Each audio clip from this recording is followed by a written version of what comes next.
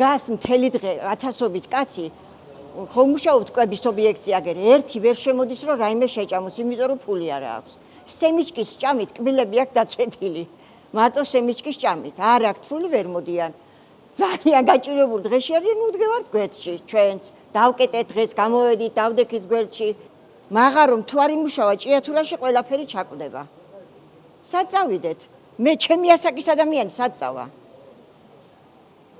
არ არის მუშაობა მთელს ქალაქში არიან მართლაც შიმშილის ზღვარზე ოჯახები პატარა ბავშვები ვერ მიაქვთ პური მართლა ვერ მიაქვთ სამი თვე არის ხელფასი არ აუღიათ არც ერთ მაღაროეს ძირითადად მთელი ქალაქი დამოკიდებული არის აი ამ მაღაროზე თუ მაღარომ არ იმუშავა მთელი ქალაქი მართლა ჩაკვდება ხალხი დადეს მკვდარი მიდის მოდის ვერც ჭამს ესიერად ვერც ყიდულობს ადამიანს რო შეხვდები გზაში გაცინებული სახით არავინ არ შეხვდება ყველა არის ისე რომ რა ვიცი ფიქრით და ჯავრით არიან არაფერი გამოსავალი ერთ თვეზე მეტია აი ესე დგანან ესინი არაფერი გამოსავალი არ არის პურის ფულიც აღარ გვაქვს ისე დღეში ვართ ვარ პენსიონერი ჭირდება უამრავი წამლები აღარ გვაქვს მე რო წამლები ვიყიდო ოჯახს რა ვაჭამო შვილიც უმუშევარი მყავს ძალიც უმუშევარი მყავს პრობლემები აქვს ძალსაც პრობლემები აქვს შვილისთვისაც ვეღარაფერს ვეღარ ვაკეთებ ვეღარაფერს უნდები რომ ერთი პური რო ვიყიდოთ ერთი პური დღეში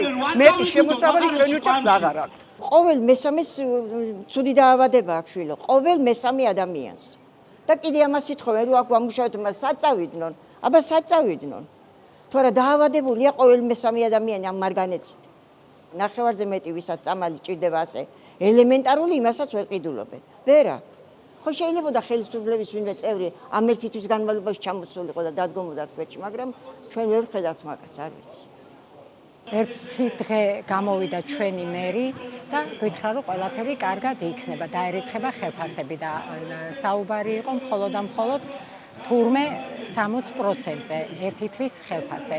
ჯერ არის და 60% არაფერი არ არის, იმიტომ აქვს საბანკო ვალდებულებები და გინდა თუ არ გინდა ბანკი მაინც წაიღებს. თუ არა და მივლიან ბანკის წარმომადგენლები და ახსრულების მიზნით ჩამოართმევენ თავიანთ საცხოვრებლებს.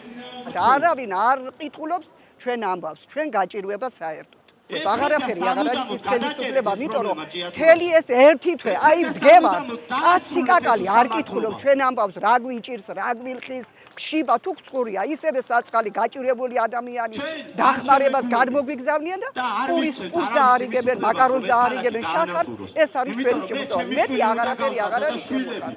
ვართ ძალიან გაუბედურებულ დღეში. მშალობა ყოაშვილი იყო პირველი დიახ, მოვისმინე. ფაქტობრივად არაფერი კონკრეტული არ უთქვას. თქვენ რა განცდაგებთ? არაფერი მეც გავამახვილე ყურადღება, როდესაც ჟურნალისტმა შეეკითხა, თუ შეიძლება ამ საწარმოს ნაციონალიზაცია. მას ამაზე კონკრეტულად პასუხი არ გაუკეთებია. მან ზოგადად ისაუბრა, რომ არის ჩვენ ვიბრძვით იმისთვის, რომ არ იყოს უმუშევრობა. არის უმუშევრობა. დღესდღეობით ქალაქ ჭიათურაშიდაც არის და ბევრი სოციალურად დაუცველი არის ჭიათურაში. თუ გავიდა მადანი და ნახევარზე მეტმა იმუშავა და ეს მაღაროს მუშები და ისე დარჩნენ, ისინი ხო ცოდვები არიან. არავინ არ უნდა იმუშაოს. აბა რა? არა, არავინ. ძალიან კარგად, ძალიან კარგშებია რასაც აპარაკობენ და გააკეთებენ კიდეც. თუ არ იქნება დროულად ზომები მიღებული